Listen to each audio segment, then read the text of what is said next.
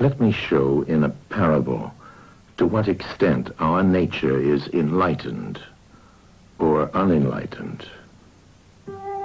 Envision human figures living in an underground cave with a long entrance across the whole width of the cave. Here they have been from their childhood and have their legs and necks chained so that they cannot move and can only see before them, being prevented by the chains from turning their heads around.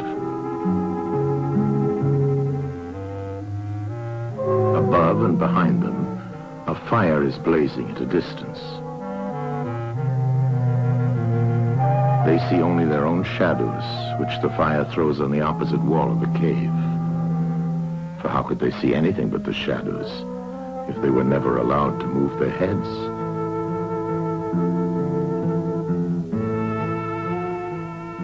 Between the fire and the prisoners, there is a raised way and a low wall built along the way like the screen which puppet players have in front of them, over which they show the puppets.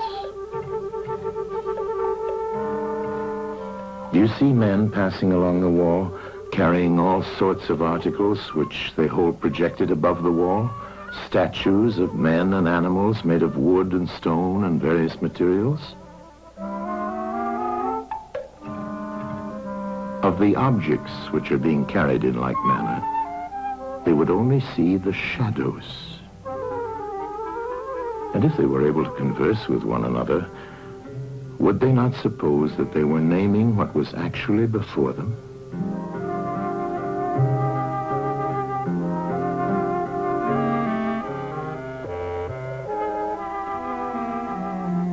And suppose further that there was an echo which came from the wall. Would they not be sure to think when one of the passers-by spoke that the voice came from the passing shadows? To them, the truth would be literally nothing but the shadows of the images.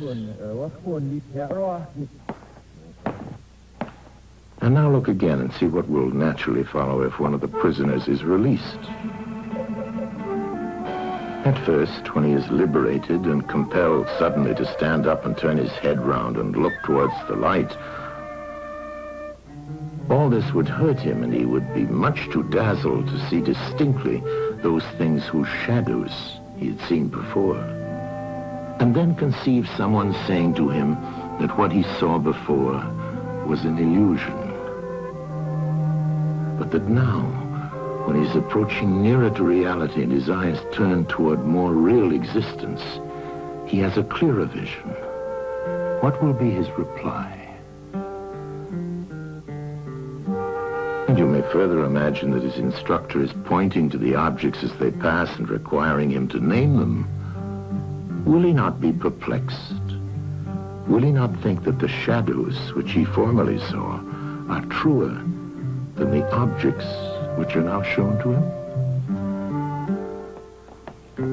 And suppose once more that he is reluctantly dragged up a steep and rugged ascent and held fast until he is forced into the presence of the sun himself. When he approaches the light, his eyes will be dazzled, and he will not be able to see anything at all of what are now called realities. He will require to grow accustomed to the sight of the upper world.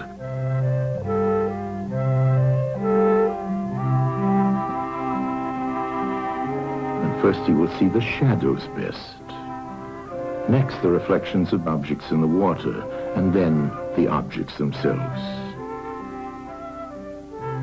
Then he will gaze upon the stars and the spangled heavens, and the light of the moon. He will see the sky and the stars by night. Last of all, he will be able to see the sun, and not mere reflections of it in the water, but he will see the sun in its own proper place and not in another. And he will contemplate the sun as it is.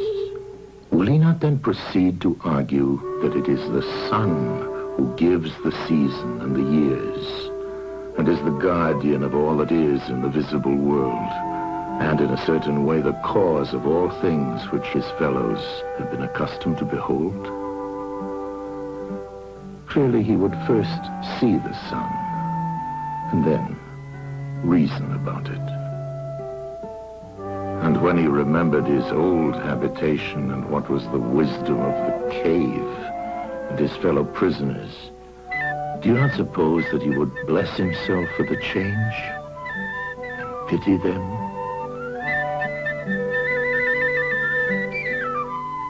And if they were in the habit of conferring honors among themselves on those who were the quickest to observe the passing shadows, and to remark which of them went before and which followed after, and which were together and who were therefore best able to draw conclusions as to the future,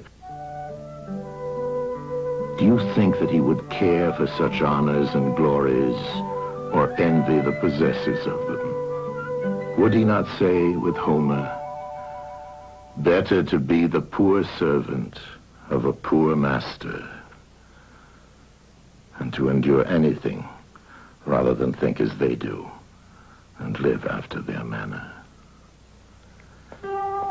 Imagine once more such a one coming suddenly out of the sun to be replaced in his old situation. Would he not be certain to have his eyes full of darkness?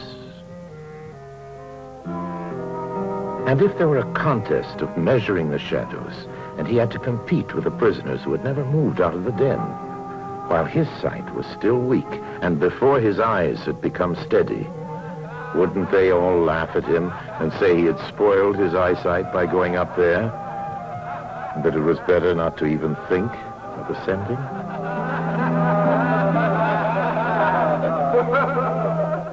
And if anyone tried to release another and lead him up to the light, let them only catch the offender, and they would put him to death.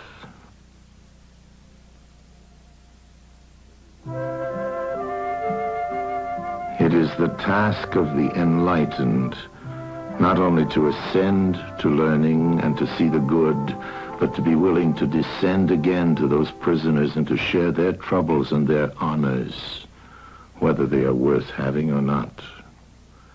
And this they must do, even with the prospect of death. They shall give of their help to one another, wherever each class is able to help the community.